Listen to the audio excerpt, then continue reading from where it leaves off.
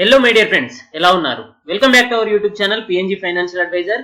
So నిన్న మనకి మే 22 IDFC first bank యొక్క Q4 రిజల్ట్స్ అనేవి రావడం జరిగింది. చాలా మంచి పాజిటివ్ ఇంపాక్ట్ అయితే కనిపించింది. పాజిటివ్ రిజల్ట్స్ ను పోస్ట్ చేయడం జరిగింది. సో 19 రూపీస్ లోపల ట్రేడ్ అవుతున్న ఐడిఎఫ్సి ఫస్ట్ బ్యాంక్ అనేది మరో హెచ్డిఎఫ్సి బ్యాంక్ కాబోతుందా అనేది చూడబోయే ముందు దీని యొక్క పూర్తి ఫండమెంటల్ అనాలిసిస్ చూద్దాం. అలాగే దీంట్లో 3 major factors. First of all వచ్చేసి దీని యొక్క నెట్ ఇన్కమ్ అనేది ఇంత పెరిగింది కదా, సో దీంట్లో ఒక హిడెన్ ఫ్యాక్టర్ ఉందండి, ట్రేడింగ్ గెయిన్స్ అనేది. సో దాని యొక్క డీటెయిల్స్ చూద్దాం. అలాగే లేటెస్ట్ గా మే ఫస్ట్ రోజు అనౌన్స్ చేసిన 2000 crores ఫండ్ రైజింగ్ ప్రాసెస్ ఏదైతే ఉందో దాంట్లో ఏ కంపెనీస్ నుంచి ఫండ్ రైజింగ్ చేస్తుంది, దానివల్ల దీని యొక్క బుక్ వాల్యూ పైన ఉండే ఇంపాక్ట్ ఏంటి అనేది కూడా చూద్దాం.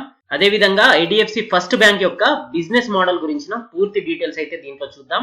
ఒకవేళ మీరు కనుక మన ఛానల్ ని ఫస్ట్ టైం చూస్తున్నట్టయితే సబ్స్క్రైబ్ చేయండి, పక్కనే ఉన్న బెల్ ఐకాన్ ప్రెస్ చేయండి. ట్విట్టర్ లో, టెలిగ్రామ్ ఛానల్లో మన ఛానల్ ని ఫాలో అవ్వచ్చు. అదే విధంగా మీరు కనుక కొత్తగా డీమ్యాట్ అకౌంట్ తీయాలనుకుంటే కనుక కింద ఇచ్చిన డిస్క్రిప్షన్ నుండి ఏంజల్ బ్రోకింగ్ నుండి కానీ జెరోదా నుండి కానీ మీరు అకౌంట్ ఓపెన్ చేయవచ్చు. సో మన లింక్ ద్వారా కానీ మీరు అకౌంట్స్ ఓపెన్ చేసినట్టయితే మీ డీటెయిల్స్ ని pngstockedvisor@gmail.com కి మెయిల్ చేయండి. సో మీకు సంబంధించిన స్టాక్ రిలేటెడ్ క్వైరీస్ కి నేను పర్సనల్ గా ఆన్సర్ ఇవ్వడానికి ప్రయత్నం చేస్తూ ఉంటాను. సో మనకి ఐడిఎఫ్సి ఫస్ట్ బ్యాంక్ గురించి ఇంతకు ముందు కూడా ఒక వీడియో చేయడం జరిగింది. సో దాంట్లో ఆల్రెడీ తెలియజేయడం జరిగింది. ఇది December 18, 2018 లో లిస్టింగ్ అయిన కంపెనీ. సో ఇది 2018 కంటే ముందు IDFC bank and capital first అనే 2 డిఫరెంట్ కంపెనీస్ కలిసి మెర్జ్ అయ్యి ఐడిఎఫ్సి ఫస్ట్ బ్యాంక్ గా ఏర్పడడం జరిగింది. సో 6 క్వార్టర్స్ నుంచి దీని యొక్క రిజల్ట్స్ అనేది చూసినట్టయితే నెగటివ్ గా కనిపించాయి. ప్రజెంట్ క్వార్టర్ లో మాత్రం దీని యొక్క రిజల్ట్స్ అనేవి పాజిటివ్ గా 72 crores నెట్ ప్రాఫిట్స్ ని పోస్ట్ చేయడం జరిగింది. సో ఇది చాలా మంచి విషయం అన్నమాట.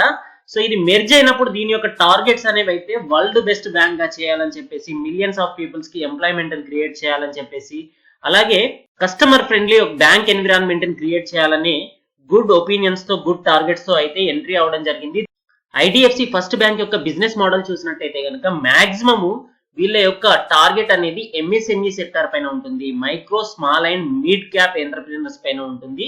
సో వీళ్ళ లోన్ బుక్ అనేది మోస్ట్లీ రిటైల్ లోన్స్ పైన కాన్సన్ట్రేట్ చేస్తూ ఉంటారు. వీళ్ళు కార్పొరేట్ స్ట్రక్చర్ లోన్స్ పైన కాన్సన్ట్రేట్ చేయరనమాట. రీజన్ ఏంటి అంటే కార్పొరేట్ లోన్స్ అనేవి తక్కువ పర్సెంట్ ఇంట్రెస్ట్ జనరేట్ చేస్తాయి, అలాగే ఎక్కువ రిస్క్ కలిగి ఉంటాయి. సో అదే విధంగా రిటైల్ లోన్స్ ఇచ్చినట్టయితే ఇంట్రెస్ట్ జనరేషన్ అనేది ఎక్కువగా ఉంటుంది. సో బ్యాంక్ యొక్క ప్రాఫిట్ అనేది ఎక్కువగా ఉంటుంది, అలాగే మేజర్ ఏరియాలో డిస్ట్రిబ్యూట్ అయ్యి ఉంటుంది కాబట్టి దీని యొక్క రిస్క్ లెవెల్ అనేది చాలా తక్కువగా ఉంటుంది అనమాట. అదేవిధంగా small and mid cap entrepreneurs ఎవరైతే ఉన్నారో సో వాళ్ళు వాళ్ళ బిజినెస్ ని నిలుపుకోవడానికి అని చెప్పేసి వాళ్ళు ఖచ్చితంగా లోన్ రీపేమెంట్ అయితే టైం టు టైం చేస్తూ ఉంటారు. సో వీళ్ళ యొక్క లోన్ స్ట్రక్చర్ చూసినట్టయితే ప్రాపర్టీ బేస్డ్ లోన్స్, అలాగే business, small business loans, consumer durable loans కూడా ఉన్నాయండి. సో మీరు ఎలక్ట్రానిక్స్ ఐటమ్స్ కొనాలనుకున్నా కూడా వీళ్ళ దగ్గర నుంచి లోన్స్ తీసుకోవచ్చు. 2 wheeler loans, already pre owned cars ఉన్నా కూడా లోన్స్ ఇస్తూ ఉంటారు.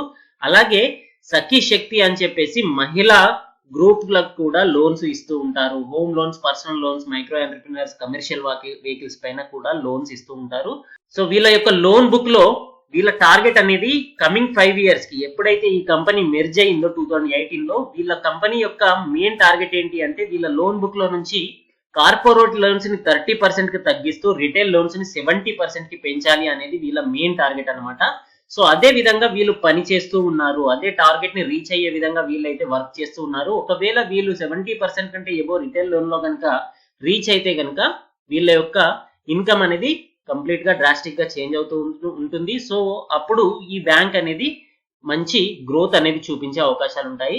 సో వీళ్ళ బ్యాంక్ లో సేవింగ్ అకౌంట్స్ పైన 7% రిటర్న్స్ ఇస్తూ ఉంటారు. Current accounts, corporate salary accounts, fixed deposit, recurring deposits మాత్రమే కాకుండా mutual fund distribution, life, health, general insurance distributions, investment solutions కూడా ప్రొవైడ్ చేస్తూ ఉంటారు. అంతేకాకుండా ఫోరెక్స్ సర్వీసెస్ ని కూడా వీళ్ళు ప్రొవైడ్ చేస్తూ ఉంటారు. సో వీళ్ళ యొక్క స్ట్రక్చర్ అనేది, సర్వీసెస్ స్ట్రక్చర్ అనేది కూడా చాలా వెల్ డిస్ట్రిబ్యూట్ అయ్యి అయితే కనిపిస్తూ ఉంది. సో దీని యొక్క బిజినెస్ మోడల్ అనేది అయితే కంప్లీట్ గా చాలా బాగా కనిపిస్తూ ఉంది. దీని యొక్క ఫండమెంటల్ డీటెయిల్స్ చూడాలనుకుంటే మనం tickertip.in లో చూడొచ్చండి. ఇది 1 year యొక్క ప్రైస్ చార్ట్ చూసుకున్నట్టయితే 55% డిస్కౌంట్ ప్రైస్ లో మనకి ఇప్పుడు కనిపిస్తూ ఉంది. సో ఆల్మోస్ట్ మార్చ్ లో ఏదైతే లో లెవెల్స్ కి వెళ్ళిందో, లో లెవెల్స్ అనేది మనకి 17 రూపీస్ దగ్గర వరకు కనిపించింది. సో ప్రజెంట్ ఇది 18 రూపీస్ 85 పైసా దగ్గర ట్రేడ్ అవుతుంది. సో ఇది మిడ్ క్యాప్ కంపెనీ. దీని యొక్క మార్కెట్ క్యాప్ చూసుకున్నట్టయితే 9066 crores కనిపిస్తుంది. దీంట్లో వాల్యుయేషన్స్ ఎందుకు మనకి క్లియర్ గా కనిపించట్లేదు అంటే టిక్కర్ టేప్ యొక్క అనాలిసిస్ ప్రాసెస్ ఏంటి అంటే ప్రీవియస్ 5 ఇయర్స్ యొక్క డేటాను వీళ్ళు అనలైజ్ చేస్తూ ఉంటారు. సో దీంట్లో అట్లీస్ట్ 5 ఇయర్స్ కాదు కదా, ఇది 1.5 ఇయర్ అవుతుంది మెర్జ్ అయ్యి. సో 1.5 ఇయర్ యొక్క లైఫ్ స్పాన్ ఉంది కాబట్టి దీని యొక్క intrinsic value, return versus FD values అయితే మనకి క్లియర్ గా కనిపించట్లేదు. కానీ ఎంట్రీ పాయింట్ అనేది మాత్రం పాజిటివ్ గా కనిపిస్తుంది. రెడ్ ఫ్లాగ్ ఫౌండ్ అంటే దీని యొక్క ప్రీవియస్ క్వార్టర్స్ చూసుకున్నట్టయితే నెట్ లాస్ పోస్ట్ చేసిన కంపెనీ. సో ప్రెసెంట్ క్వార్టర్ లో మాత్రమే ఇది పాజిటివ్ గా టర్న్ అరౌండ్ తీసుకున్న కంపెనీ. అయినా కూడా ఫోర్కాస్ట్ అనలిస్ట్ చూసుకున్నట్టయితే 60% అనలిస్టులు దీన్ని బై చేయవచ్చు అని రికమెండ్ ఇస్తూ ఉన్నారు. వీళ్ళ యొక్క టార్గెట్ ప్రైస్ చూసుకున్నట్టయితే మనకి మే 2021 వరకు 63 రూపీస్ వరకు వెళ్లే ఛాన్సెస్ ఉంది అని చెప్పేసి మనకి ఇక్కడ తెలియజేస్తూ ఉన్నారు. సో ఆల్మోస్ట్ 234% రిటర్న్స్ ఇచ్చే అవకాశం ఉంది అని చెప్పేసి తెలియజేస్తూ ఉన్నారు. అట్లీస్ట్ 63 రూపీస్ వరకు వెళ్ళకపోయినా ఆల్ అనలిస్ట్ల యొక్క యావరేజ్ తీసుకున్నట్టయితే మీడియం 25 రూపీస్ వరకు వెళ్లే ఛాన్సెస్ ఉంది అని చెప్పేసి 32% రిటర్న్ అయితే ఖచ్చితంగా వచ్చే అవకాశం ఉంది అని చెప్పేసి తెలియజేస్తూ ఉన్నారు. ఒకవేళ కమింగ్ డేస్ లో ఎకానమీ అనేది ఇదే క్రైసిస్ ని ఫేస్ చేస్తూ ఉంటే ఇది లోయెస్ట్ ప్రైస్ 15 రూపీస్ ని కూడా టచ్ అయ్యే ఛాన్సెస్ అయితే కనిపిస్తూ ఉంది. సో 20% స్టాప్ లాస్ తో మనం 200% ప్రాఫిట్ ని అయితే ఎక్స్పెక్ట్ చేయవచ్చు. సో ఇది ప్రైస్ అనాలిసిస్ అన్నమాట. సో ఇది ఫోర్కాస్ట్ అనాలిసిస్ అనేది ద బిగ్గెస్ట్ రీసెర్చ్ ఇన్స్టిట్యూట్ యొక్క అనాలిసిస్ ఆధారంగా వీళ్ళు ఇక్కడ మనకి తెలియజేయడం జరుగుతుంది. దీని యొక్క ప్రమోటర్ హోల్డింగ్ చూసుకున్నట్టయితే 40% ప్రమోటర్ హోల్డింగ్ అనేది ఇక్కడ మనకి కన్సిస్టెంట్ గా కనిపిస్తూ ఉంది. సో దీంట్లో ఎఫ్ఐఐ యొక్క హోల్డింగ్ కూడా మనకి 13.55% అనేది కనిపిస్తూ ఉంది. సో ఇది కూడా పాజిటివ్ సైన్ అన్నమాట. సో ఇంత చిన్న బ్యాంక్ అయినప్పటికీ కూడా దీంట్లో ఎఫ్ఐఐ యొక్క హోల్డింగ్ ఉంది, మ్యూచువల్ ఫండ్ హోల్డింగ్ ఉంది, డొమెస్టిక్ ఇన్స్టిట్యూషన్స్ హోల్డింగ్ ఉంది, ప్రమోటర్ హోల్డింగ్ అనేది కన్సిస్టెంట్ గా ఉంది. అలాగే 0% ప్లెడ్జ్డ్ ప్రమోటర్ హోల్డింగ్ అనేది మనకి పాజిటివ్ గా కనిపిస్తూ ఉంది. సో ఓవరాల్ గా దీని యొక్క షేర్ హోల్డింగ్ ప్యాటర్న్ అయితే చాలా క్లియర్ గా ఉంది. అదే విధంగా సో మీరు కనుక ఏ స్టాక్ యొక్క క్వార్టర్లీ రిజల్ట్స్ చూడాలనుకున్నా, లేటెస్ట్ అనౌన్స్మెంట్స్ చూడాలనుకున్నా, దాని యొక్క కార్పొరేట్ అనౌన్స్మెంట్స్ కానీ దానిపైన న్యూస్ కానీ చూడాలనుకుంటే tickertape.in లో ఈవెంట్స్ పైన క్లిక్ చేయండి. న్యూస్ కావాలనుకుంటే న్యూస్ చూడవచ్చు. ఈవెంట్స్ పైన క్లిక్ చేసినట్టయితే మీకు ఇలా టోటల్ లింక్స్ అనేవి అయితే ఇక్కడ తెలియజేయడం జరుగుతుంది. సో మనకి ఇక్కడ Q4 రిజల్ట్స్ కావాలి కాబట్టి ఫైనాన్షియల్ రిజల్ట్ అప్డేట్ పైన క్లిక్ చేసినట్టయితే మనకి ఇక్కడ డౌన్లోడ్ లింక్ నుంచి మే 22 ఏదైతే లేటెస్ట్ అప్డేట్ జరిగిందో దాని యొక్క కంపెనీ రిలీజ్ చేసిన డీటెయిల్స్ అనేవి మనకి ఇక్కడ డైరెక్ట్ గా డౌన్లోడ్ చేసుకోవచ్చు. సో దీంట్లో మనం ఫస్ట్ విషయం అబ్జర్వ్ చేయాల్సింది ఏంటి అంటే దీని యొక్క లిక్విడిటీ క్రైసిస్ నుంచి బయటపడడానికి ఎలాగైతే కోటక్ బ్యాంక్ అనేది 7,000 crores ని క్యాపిటల్ రైజ్ చేస్తుందో అదే విధంగా ఐడిఎఫ్సి ఫస్ట్ బ్యాంక్ అనేది కూడా మే 1 రోజున ప్రెస్ రిలీజ్ చేయడం జరిగింది. 2,000 crores క్యాపిటల్ రైజ్ ని ప్రిఫరెన్షియల్ షేర్స్ అలాట్మెంట్ ద్వారా వీళ్ళు రేజ్ చేయబోతున్నాము అని చెప్పేసి తెలియజేయడం జరిగింది. సో దానివల్ల వీళ్ళ యొక్క క్యాపిటల్ అడిక్వసీ రేషియో అనేది 15.5% వరకు పెరుగుతుంది. అలాగే క్యాపిటల్ ఈక్విటీ టైర్ 1 రేషియో అనేది 15.3% వరకు పెరగబోతుంది. సో ఇది పాజిటివ్ గా చెప్పవచ్చు. సో దీంట్లో ఏ కంపెనీస్ యొక్క పర్సంటేజ్ అనేది ఎంత వరకు పెరగబోతుంది. సో వీళ్ళు ఎక్స్పెక్ట్ చేస్తున్న 2,000 crores లో ఏ కంపెనీస్ పార్టిసిపేట్ చేయబోతున్నాయి అంటే ఈ కంపెనీ యొక్క మెయిన్ ప్రమోటర్ అయిన ఐడిఎఫ్సి లిమిటెడ్ అనేది కూడా దీంట్లో ఇన్వెస్ట్ చేస్తుంది. అలాగే HDFC life insurance, Bajaj Allianz life insurance, అలాగే వార్బాగ్ పింకాస్ గ్రూప్ అనేది డే సైడ్ ఇన్వెస్ట్మెంట్ కంపెనీ అనేది దీని గురించి మీరు ప్రీవియస్ వీడియోలో మనం చెప్పుకున్నట్టయితే చూడొచ్చు. క్యాపిటల్ ఫస్ట్ అనే కంపెనీ యొక్క మెయిన్ ఇన్వెస్టర్ ఇదే కంపెనీ అన్నమాట. సో వీళ్ళు ఇప్పుడు కూడా ప్రజెంట్ వీళ్ళకి మెర్జ్ అయినప్పుడు 1 షేర్ ఈక్వల్ టు 13.5 షేర్స్ అనేవి ఐడిఎఫ్సి ఫస్ట్ బ్యాంక్ యొక్క షేర్స్ రావడం జరిగింది. క్యాపిటల్ ఫస్ట్ యొక్క మెయిన్ ఇన్వెస్టర్ కాబట్టి సో వాళ్ళ యొక్క పర్సంటేజ్ ని పెంచుకోవడానికి అని చెప్పేసి వీళ్ళు కూడా ఆల్మోస్ట్ 200 crores వరకు దీంట్లో ఇన్వెస్ట్ చేయడం జరుగుతుంది. అదే విధంగా ICICI Prudential life insurance company కూడా ఇన్వెస్ట్ చేయడం జరుగుతుంది. సో దీంట్లో మేజర్ గా 3 ఇన్సూరెన్స్ కంపెనీస్ అలాగే మెయిన్ ప్రమోటర్ కూడా తమ యొక్క 40% స్టేక్ ని కన్సిస్టెంట్ గా ఉంచుకోవడానికి ఏదైతే షేర్ క్యాపిటల్ అనేది డైల్యూట్ అవుతుందో వాళ్ళ క్యాపిటల్ యొక్క పర్సంటేజ్ తగ్గుతుంది కాబట్టి దాన్ని 40% మెయింటైన్ చేసుకోవడానికి వాళ్ళు మిగతా బ్యాలెన్స్ షేర్స్ ని కూడా పర్చేస్ చేయడం జరుగుతుంది. అలాగే క్యాపిటల్ ఫస్ట్ లో ఇన్వెస్ట్మెంట్ చేసిన డే సైడ్ ఇన్వెస్ట్మెంట్ అనే కంపెనీ కూడా దీంట్లో ఇన్వెస్ట్మెంట్ చేయడం జరుగుతుంది. సో ఇవన్నీ కంపెనీస్ ఏ ప్రైస్ లో మరి ఈ షేర్స్ ని తీసుకుంటున్నాయి, ఎన్ని షేర్స్ ని వీళ్ళు అలాట్ చేయబోతున్నారు. సో వీళ్ళు ప్రిఫరెన్షియల్ బేసిస్ గా ఈక్విటీ షేర్స్ ని ఏదైతే అలాట్ చేస్తున్నారో వాటి యొక్క క్వాంటిటీ వచ్చేసి 86 crores 24,40,704 షేర్స్ అండి.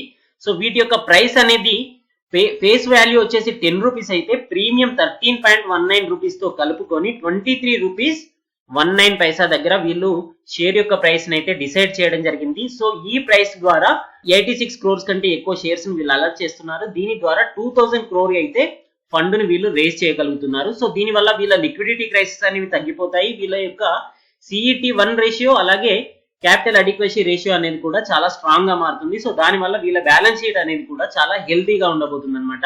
సో మీరు పర్సంటేజ్ వైజ్ గా ఇక్కడ చూసుకున్నట్టయితే ప్రీ ఇష్యూ షేర్ హోల్డింగ్ అనేది IDFC ఫైనాన్షియల్ హోల్డింగ్ కి 40% ఉండింది. అప్పుడు 192 క్రోర్స్ ఉండింది. సో ఇప్పుడు ఫ్రెష్ గా 34 క్రోర్స్ 49 lakhs వరకు మళ్ళీ పర్చేస్ చేస్తూ ఉన్నారు. సో వీళ్ళ యొక్క షేర్స్ అనేవి 226 క్రోర్స్ 89 lakhs కంటే ఎక్కువగా ఇక్కడ కనిపిస్తూ ఉన్నాయి. సో సేమ్ 40% ప్రమోటర్ హోల్డింగ్ అనేది అయితే మెయింటైన్ కాబోతుంది. అలాగే ICICI ప్రుడెన్షియల్ లైఫ్ ఇన్సూరెన్స్ అనేది ఫ్రెష్ గా దీంట్లో ఇన్వెస్ట్మెంట్ చేయబోతుంది. ఇంతకుముందు దీనికి ఎటువంటి హోల్డింగ్స్ అనేవి ఈ కంపెనీలో లేవు. వీళ్ళు ఇన్వెస్ట్ చేస్తున్న షేర్స్ అనేది 4.56% అండి. 25 క్రోర్స్ 87 lakhs షేర్స్ ని వీళ్ళు పర్చేస్ చేస్తూ ఉన్నారు. డే సైడ్ ఇన్వెస్ట్మెంట్ లిమిటెడ్ అనేది ప్రీవియస్ చూసుకున్నట్టయితే 0.12% స్టేక్ అనేది దీనికి కలిగి ఉంది. 55 lakhs షేర్స్ మాత్రమే ఉండింది. ఇప్పుడు ఫ్రెష్ గా 8 crores 62 lakhs షేర్స్ ని వీళ్ళు పర్చేస్ చేస్తూ ఉన్నారు. ఓవరాల్ గా చూసుకున్నట్టయితే వీళ్ళ షేర్స్ అనేవి 9 crores 17 lakhs పెరుగుతూ ఉన్నాయి. అదే విధంగా 1.62% గా మనకి ఇక్కడ కనిపిస్తూ ఉంది. HDFC లైఫ్ ఇన్సూరెన్స్ కంపెనీ కూడా ఫ్రెష్ ఇన్వెస్ట్మెంట్ చేస్తుంది. ఇంతకుముందు ఎటువంటి ఇన్వెస్ట్మెంట్ ఈ బ్యాంక్ లో లేదు. దీని యొక్క ఇన్వెస్ట్మెంట్ చూసుకున్నట్టయితే 8 crores 62 lakhs 44,070 షేర్స్ ని వీళ్ళు బై చేస్తూ ఉన్నారు. సో దీని యొక్క పర్సెంటేజ్ కూడా 1.52% గా కనిపిస్తుంది.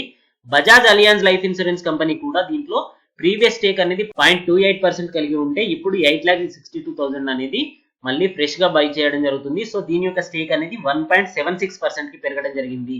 సో దీంట్లో మనం మేజర్ గా అబ్జర్వ్ చేయాల్సిన విషయం ఏంటి అంటే లైఫ్ ఇన్సూరెన్స్ కంపెనీస్ ఎప్పుడైనా ఇన్వెస్ట్ చేస్తున్నాయి అంటే లాంగ్ టర్మ్ వ్యూ ఉంటేనే ఇన్వెస్ట్ చేస్తారు. సో లైఫ్ ఇన్సూరెన్స్ కంపెనీస్ అనేది చాలా మంచి పాజిటివ్ వ్యూ అనేది అయితే ఈ కంపెనీ పైన కలిగి ఉండడం మనకి ఇక్కడ అర్థమవుతూ ఉంది. సో వీళ్ళ యొక్క ఇన్వెస్ట్మెంట్ ఎలా ఉంది అంటే IDFC ఫైనాన్షియల్ హోల్డింగ్ నుంచి 800 crores, అదే విధంగా ICICI ప్రుడెన్షియల్ లైఫ్ ఇన్సూరెన్స్ నుంచి 600 crores, అదే విధంగా డే సైడ్ ఇన్వెస్ట్మెంట్ నుంచి 200 crores, HDFC లైఫ్ ఇన్సూరెన్స్ నుంచి 200 crores, అదే విధంగా బజాజ్ అలియన్స్ లైఫ్ ఇన్సూరెన్స్ నుంచి 200 crores అయితే వీళ్ళు ఫండ్ రేజ్ చేయడం జరిగింది.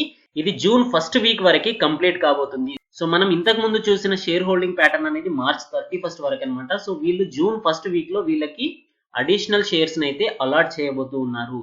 సో దీని వల్ల షేర్ క్యాపిటల్ అయితే డైల్యూట్ అవుతుంది కదా. సో దేనిపైన ఎఫెక్ట్ చూపవచ్చు అంటే దీని వల్ల దీని యొక్క బుక్ వాల్యూ పర్ షేర్ పైన ఎఫెక్ట్ అనేది కనిపిస్తుంది. సో ఇది ప్రీ షేర్ హోల్డింగ్ ప్యాటర్న్ చూసుకున్నట్టయితే 31.82 అనేది BVPS book value per share అనేది కనిపిస్తూ ఉంటే ప్రజెంట్ ఈ క్యాపిటల్ అనేది రైజ్ అయిన తర్వాత ఇది ₹1.42 వరకు పడిపోయే ఛాన్సెస్ అయితే కనిపిస్తుంది. సో దీని యొక్క బుక్ వాల్యూ పర్ షేర్ అనేది 30 రూపీస్ కి అయితే తగ్గబోతూ ఉంది. సో దీని వల్ల కాస్త వీక్నెస్ అనేది అయితే మనకి దీంట్లో స్ట్రక్చర్ లో కనిపిస్తున్నప్పటికీ ఇప్పుడు బ్యాంకింగ్ సెక్టార్ లో బ్యాంకుల యొక్క సస్టైనబిలిటీ అనేది మేజర్ ఇంపార్టెంట్ ఫ్యాక్టర్ అండి. సో ఇట్లాంటి సందర్భంలో ఖచ్చితంగా ఫండ్ రైజ్ అనేది ఎంత పెద్ద బ్యాంక్ అయినా ఖచ్చితంగా అవసరం అనమాట. సో ఇప్పుడు ఈ బ్యాంక్ ఫండ్ రైజ్ చేయడం అనేది దీని యొక్క క్యాపిటల్ అడిక్వసీ రేషియోని పెంచుకోవడానికి, దీని యొక్క బ్యాలెన్స్ షీట్ ని స్ట్రాంగ్ గా చేసుకోవడానికి, అలాగే లిక్విడిటీ క్రైసిస్ నుంచి బయటపడడానికే కాబట్టి సో దీనికి ఫ్యూచర్ అనేది అయితే మనకి క్లియర్ గా కనిపిస్తుంది. ఇప్పుడు సస్టైన్ కావడానికి ఈ 2000 crores అయితే చాలా మంచి పాజిటివ్ గా యూజ్ అయ్యే ఛాన్సెస్ అయితే కనిపిస్తూ ఉన్నాయి. అదే విధంగా సెకండ్ మ్యాటర్ వచ్చేసి దీని యొక్క ట్రేడింగ్ ఇన్కమ్ అనేది అయితే మనకి దీంట్లో Q4 రిజల్ట్స్ లో చూపించడం జరిగింది. ఆల్మోస్ట్ 315 crores వరకు ట్రేడింగ్ ఇన్కమ్ అనేది అయితే కనిపించింది. సో మీరు ఎస్ బ్యాంక్ పైన మనం చేసిన వీడియోలో చూసుకున్నట్టయితే మనకి ఆదుకున్న బ్యాంకులే షేర్స్ ని అమ్ముతున్నాయా అని చెప్పేసి అయితే టైటిల్ ఇవ్వడం జరిగింది. దాంట్లో 3 బ్యాంక్స్ గురించిన డీటెయిల్స్ తెలియజేయడం జరిగింది. Kotak bank, federal bank, IDFC bank. ఈ 3 బ్యాంకులు RBI గైడ్ లైన్స్ ప్రకారం ఏవైతే 7 బ్యాంక్స్ వచ్చేసి ఎస్ బ్యాంక్ నుంచి క్రైసిస్ నుంచి బయటకు తీయడానికి ఇన్వెస్ట్మెంట్ చేశాయో ఆ బ్యాంకులలో పార్టిసిపేట్ అయిన ఈ 3 బ్యాంక్స్ అనేది కేవలం 14 days లోనే RBI ఏదైతే గైడ్ లైన్స్ విధించిందో 75% అనేది 3 years వరకు లాక్ ఇన్ పీరియడ్ లో ఉంటుంది వీళ్ళ స్టేక్ అనేది. 25% స్టేక్ మాత్రమే వీళ్ళు అమ్మవచ్చు అని చెప్పేసి సో దాంట్లో నుంచి వీళ్ళు కేవలం 14 days లోనే మార్చ్ 17 నుంచి మార్చ్ 31st వరకు వీళ్ళు కోటక్ మహీంద్రా బ్యాంక్ చూసుకున్నట్టయితే తమ స్టేక్ నుంచి 9.5%, IDFC ఫస్ట్ బ్యాంక్ చూసుకున్నట్టయితే 16.1%, అలాగే ఫెడరల్ బ్యాంక్ చూసుకున్నట్టయితే 19.6% షేర్స్ అయితే వీళ్ళు అమ్మడం జరిగింది. సో వీళ్ళకి RBI డిసైడ్ చేసిన ప్రైస్ అనేది 10 రూపీస్ పర్ షేర్ అనేది డిసైడ్ చేయడం జరిగింది. సో దీన్ని అమ్మడం వల్ల వీళ్ళకి చాలా మంచి ప్రాఫిట్స్ అయితే తర్వాత వచ్చాయన్నమాట. సో ఆ ప్రాఫిట్స్ ని వీళ్ళ నెట్ ఇన్కమ్ లో Q4 రిజల్ట్స్ లో అయితే చూపించడం జరిగింది. సో దాని గురించిన డీటెయిల్స్ మనం చూద్దాం.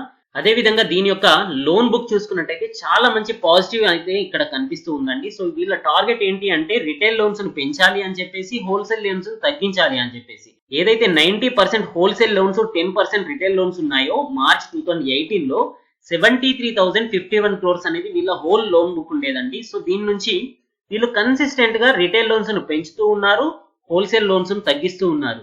ప్రజెంట్ క్వార్టర్ లో చూసుకున్నట్టయితే 54% వరకు రిటైల్ లోన్స్ అనేది పెంచడం జరిగింది, 46% వరకు హోల్సేల్ లోన్స్ అయితే తగ్గించడం జరిగింది. సో ఇది చాలా మంచి పాజిటివ్ ఇంపాక్ట్ అనేది కనిపిస్తుంది. కేవలం 6 quarters లో 1.5 year లోనే ఇంత మంచి పర్ఫార్మెన్స్ అనేది కనిపించడం అయితే చాలా మంచి పాజిటివ్ ఒపీనియన్ అండి. అలాగే లోన్ బుక్ చూసుకున్నట్టయితే 1,07,004 crores వరకు అయితే పెరగడం జరిగింది. సో ఆల్మోస్ట్ 28% to 29% వరకు అయితే లోన్ బుక్ అనేది 1.5 year లో పెరిగింది. కానీ ప్రీవియస్ క్వార్టర్స్ తో చూసుకున్నట్టయితే మార్చ్ 2019 తో చూసుకున్నట్టయితే తగ్గింది. అలాగే డిసెంబర్ 2019 తో చూసుకున్నా కూడా లోన్ బుక్ అనేది అయితే తగ్గడం కనిపిస్తుంది. కారణం ఏంటి అంటే మనకు అందరికీ తెలుసు, ఈ క్రైసిస్ లో ఇప్పుడు లోన్స్ డిస్ట్రిబ్యూట్ చేయట్లేదు, అలాగే డిపాజిట్స్ అనేవి కూడా తగ్గడం జరిగింది. సో దీనివల్ల లోన్ బుక్ పైన అయితే ఖచ్చితంగా ఎఫెక్ట్ అనేది కనిపిస్తూ ఉంది. కానీ సిగ్నిఫికెంట్ ఎఫెక్ట్ అయితే ఇక్కడ లేదన్నమాట. సో దీని వల్ల మనకి ఈ బ్యాంక్ యొక్క పర్ఫార్మెన్స్ అనేది అయితే చాలా మంచి అట్రాక్టివ్ గా కనిపిస్తూ ఉంది. అదే విధంగా రిటైల్ లోన్ బుక్ చూసుకున్నట్టయితే మనకి 57,310 crores వరకు పెరిగిందండి. సో రిటైల్ లోన్ బుక్ కంటిన్యూగా పెరుగుతూ ఉంది. డిసెంబర్ 18 నుంచి చూసుకున్నట్టయితే 36,236 crores అనేది మనకి రిటైల్ లోన్స్ ఉండేవి. ఇప్పుడు చూసుకున్నట్టయితే 57,310 crores వరకు రిటైల్ లోన్స్ అనేవి పెరగడం జరిగింది. అదే విధంగా హోల్సేల్ లోన్ బుక్ చూసుకున్నట్టయితే మనకి డిసెంబర్ 2018 లో 56,809 crores ఉండేది. మనకి ప్రజెంట్ క్వార్టర్ లో చూసుకున్నట్టయితే 39,388 crores కి తగ్గడం జరిగింది. సో హోల్సేల్ లోన్ బుక్ తగ్గడం, రిటైల్ లోన్ బుక్ పెరగడం అనేది అయితే మనకి క్లియర్ గా కనిపిస్తూ ఉంది. సో వీళ్ళు ఫిక్స్ చేసుకున్న టార్గెట్ ప్రకారం 70% రిటైల్ లోన్ బుక్ ని మెయింటైన్ చేసే పరిస్థితి అయితే మనకి ఇక్కడ కనిపిస్తూ ఉంది. దీని యొక్క లోన్ అసెట్ బ్రేకప్ చూసుకున్నట్టయితే mortgage loans, consumer loans, MSME loans, rural micro finance loans అనేవి వీళ్ళ మేజర్ ఇన్కమ్ జనరేటింగ్ ఫ్యాక్టర్స్ అన్నమాట. సో వీళ్ళకి ఏ సెక్టార్ లో మనకి ఇక్కడ కనిపించేవి ఏవైతే ఉన్నాయో ఇవన్నీ రిటైల్ లోన్స్ అండి. అలాగే బి సెక్టార్ లో కనిపించే లోన్స్ ఏవైతే ఉన్నాయో ఇవన్నీ హోల్సేల్ లోన్స్ అన్నమాట. సో హోల్సేల్ లోన్స్ లో మనకి డిక్రీజింగ్ ఫ్యాక్టర్స్ అనేవి కనిపిస్తున్నాయి. చూడండి, క్వార్టర్ ఆన్ క్వార్టర్ చూసుకున్నట్టయితే -15%, -11%, -27%, -7%, -33% ఉంటే ఇయర్ ఆన్ ఇయర్ చూసుకున్నట్టయితే -24%, -27%, -48%, అలాగే -54% అనేది హోల్సేల్ బుక్ లో డిక్రీజింగ్ అనేది కనిపిస్తూ ఉంది. అలాగే రిటైల్ బుక్ చూసుకున్నట్టయితే మనకి ఇంక్రీజ్ అనేది క్వార్టర్ ఆన్ క్వార్టర్ చూసుకున్నా, ఇయర్ ఆన్ ఇయర్ చూసుకున్నా కూడా చాలా మంచి పాజిటివ్ గ్రోత్ అనేది అయితే కనిపిస్తూ ఉంది. సో ఓవరాల్ గా చూసుకున్నట్టయితే వీళ్ళ లోన్ బుక్ అనేది అయితే ఖచ్చితంగా చాలా మంచి పర్ఫార్మెన్స్ అయితే చూపిస్తూ ఉంది.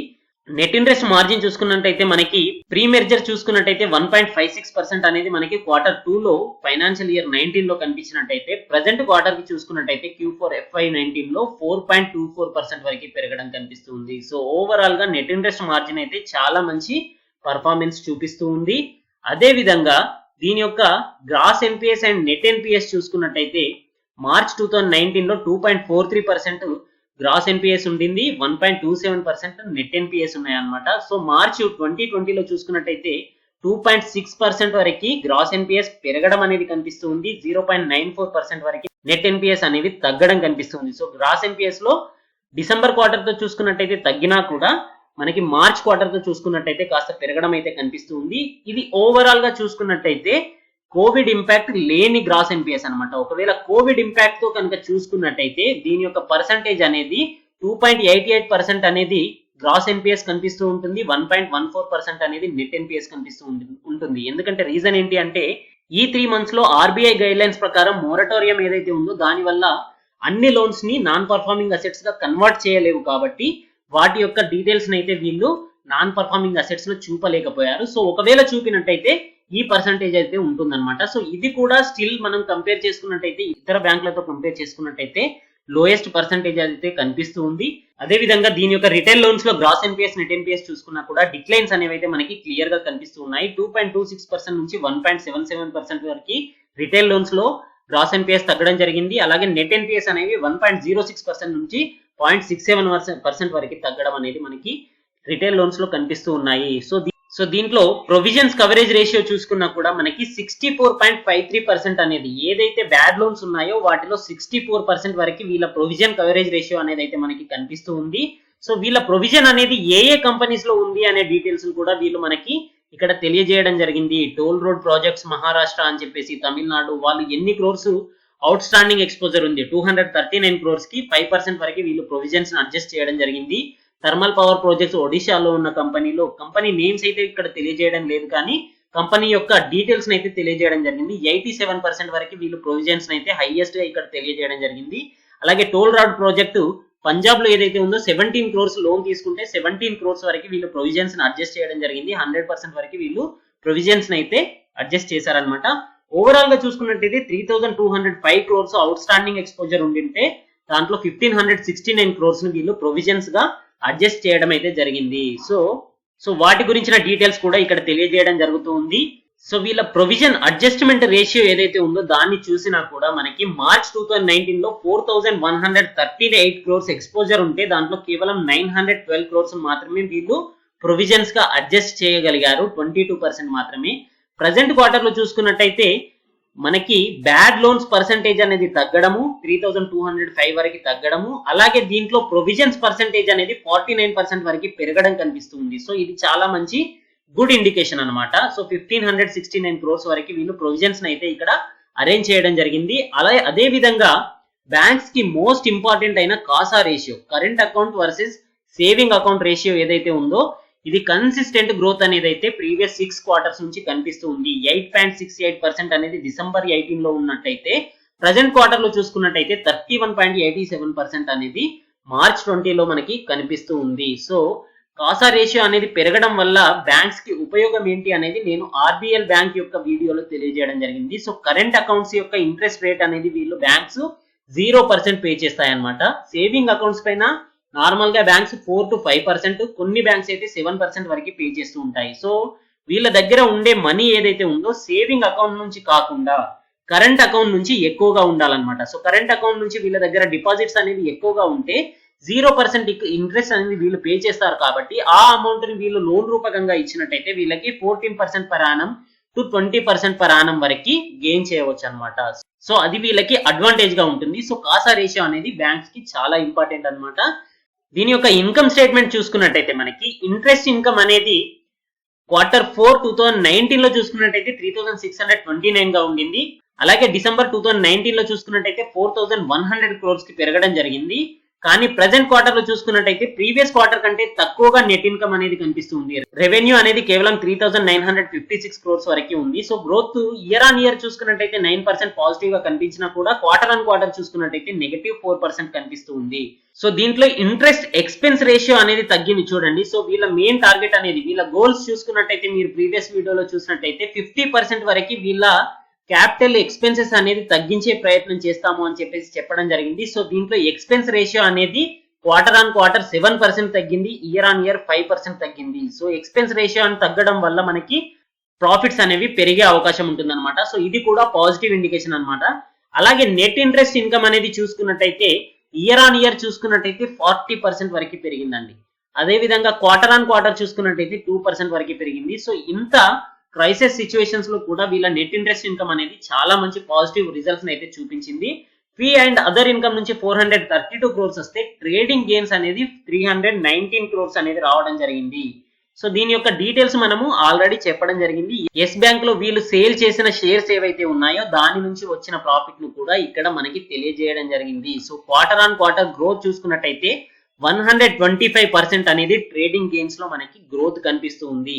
ఆపరేటింగ్ ఇన్కమ్ అనేది క్వార్టర్ ఆన్ క్వార్టర్ 9% పెరిగితే ఇయర్ ఆన్ ఇయర్ 67% పెరిగింది.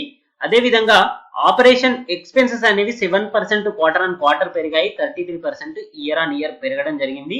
సో ఓవరాల్ గా నెట్ ప్రాఫిట్ చూసుకున్నట్టయితే ప్రాఫిట్ ఆఫ్టర్ ట్యాక్స్ చూసుకున్నట్టయితే డిసెంబర్ 2019 లో 1639 క్రోర్స్ లాసెస్ ని చూపించిన కంపెనీ, అదే విధంగా మార్చ్ 2019 లో 218 క్రోర్స్ లాసెస్ ని చూపించిన కంపెనీ ప్రెసెంట్ క్వార్టర్ లో చూసుకున్నట్టయితే 72 క్రోర్స్ ప్రాఫిట్స్ అయితే చూపించడం జరిగింది. అదే విధంగా ఈ కంపెనీ యొక్క ప్రొవిజన్ చూసుకున్నట్టయితే మార్చ్ 2019 లో 655 క్రోర్స్ గా చూపించడం జరిగింది. డిసెంబర్ 2019 లో చూసుకున్నట్టయితే 2305 క్రోర్స్ గా కనిపించడం జరిగింది. ప్రెసెంట్ క్వార్టర్ లో చూసుకున్నట్టయితే కేవలం 679 క్రోర్స్ అనేది కనిపిస్తూ ఉంది. సో ఇక్కడ మనకి ఎస్ సైన్ ఏదైతే ఉందో ఇక్కడ ఇంక్లూడింగ్ కోవిడ్ ఏదైతే ప్రొవిజన్స్ క్రియేట్ చేశారో 225 crores కోవిడ్ ప్రొవిజన్స్ కూడా దీంట్లో ఇంక్లూడ్ చేయడం జరిగింది. సో దాని వల్ల ఇది 679 crores గా కనిపిస్తుంది.